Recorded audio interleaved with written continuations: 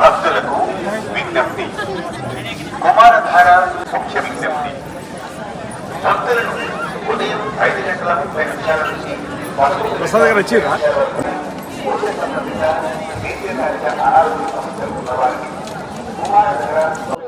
జై శ్రీమన్నారాయణ. తిరుమల శ్రీ వెంకటేశ్వర స్వామిని దర్శించుకోవడం జరిగింది.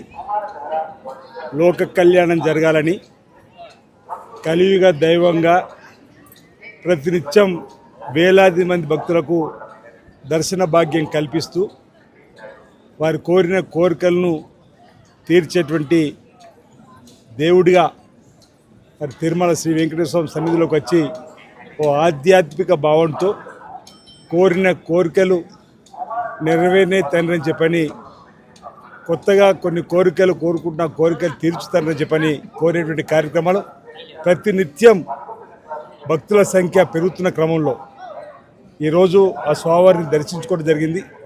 గతంలో శాసనసభ్యుడిగా ప్రభుత్వ విప్గా కూడా ఎంపికైన సందర్భంలో ఆ స్వామివారికి ఆశీస్సులను తీసుకొని తెలంగాణ రాష్ట్ర ప్రభుత్వం కూడా గౌరవ ముఖ్యమంత్రి రేవంత్ రెడ్డి గారి నాయకత్వంలో అనేక చక్కటి సంక్షేమ కార్యక్రమాలు తీసుకొని ముందుకు పోతున్న క్రమంలో పరిపాలన సజావుగా సాగే విధంగా కూడా లోక కళ్యాణం జరిగే విధంగా చూడు తండ్రిని ఆ కలియుగ దైవమైనటువంటి శ్రీ వెంకటేశ్వర స్వామిని వేడుకోవడం జరిగింది.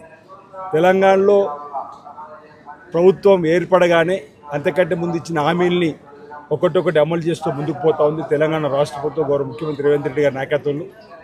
రైతులకు రుణమాఫీని 25,50,000 మంది కుటుంబాలకు ఇంచుమించు 21,000 కోట్లు ఇవ్వడం, గృహజ్యోతి 200 యూనిట్లు కరెంటు, గతంలో రైతులకు ఉచిత కరెంటు ఇచ్చింది ఆనాడు కాంగ్రెస్ ప్రభుత్వం. ఈరోజు కూడా మళ్ళీ రేవంత్ రెడ్డి నాయకత్వంలో పేదల ఇళ్లకు 200 యూనిట్లు కరెంటు కాల్చుకోవడానికి ఉచితంగా ఇస్తూ ఉన్నాం. అదేవిధంగా అక్కడ ఆడతల్లు ఆర్టీసీ బస్సులో ప్రయాణం ఉచితం చేసినాం. ఇప్పటి వరకు 1,150 కోట్ల ప్రయాణాలు జరిగినాయి.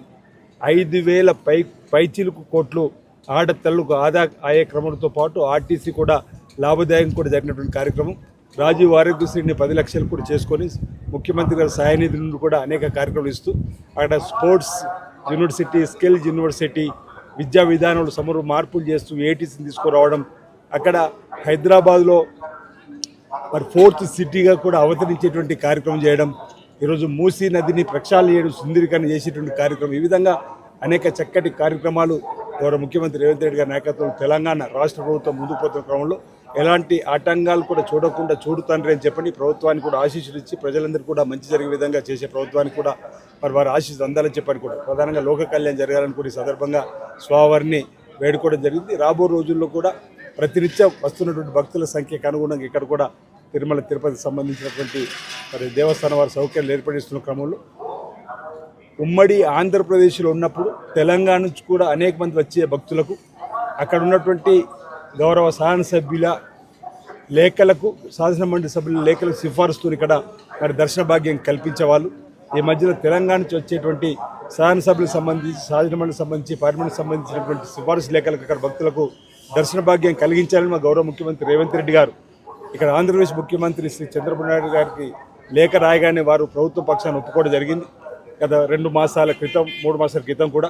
కానీ ఇప్పటివరకు ఇంకా టీటీడీ అధికార యంత్రాంగం తరఫున ఆ లేఖల సిఫారసు తెలంగాణ నుంచి వచ్చేటువంటి వారికి సంబంధించిన లేఖలు ఇంకా తీసుకోవడం లేదు. కాబట్టి ఈ సందర్భంగా నేను ఇక్కడ ఉన్నటువంటి ఆలయ ఈఓ గారికి, ఆలయ చైర్మన్ గారికి మా తెలంగాణ ప్రభుత్వ పక్షాన ఇప్పటికే మా ముఖ్యమంత్రి గారు ఇచ్చినటువంటి లేఖ ఆధారంగా ఇక్కడ ముఖ్యమంత్రి చంద్రబాబు నాయుడు ఇచ్చినటువంటి ఆదేశాలకు అనుగుణంగా తెలంగాణ నుంచి వచ్చే భక్తులకు కూడా అక్కడ శాసనసభ్యులు, శాసనమండలి సభ్యులు, పార్లమెంట్ సభ్యులు, మంత్రులు ఇచ్చేటువంటి సిఫారసు లేఖ తీసుకుంటారు.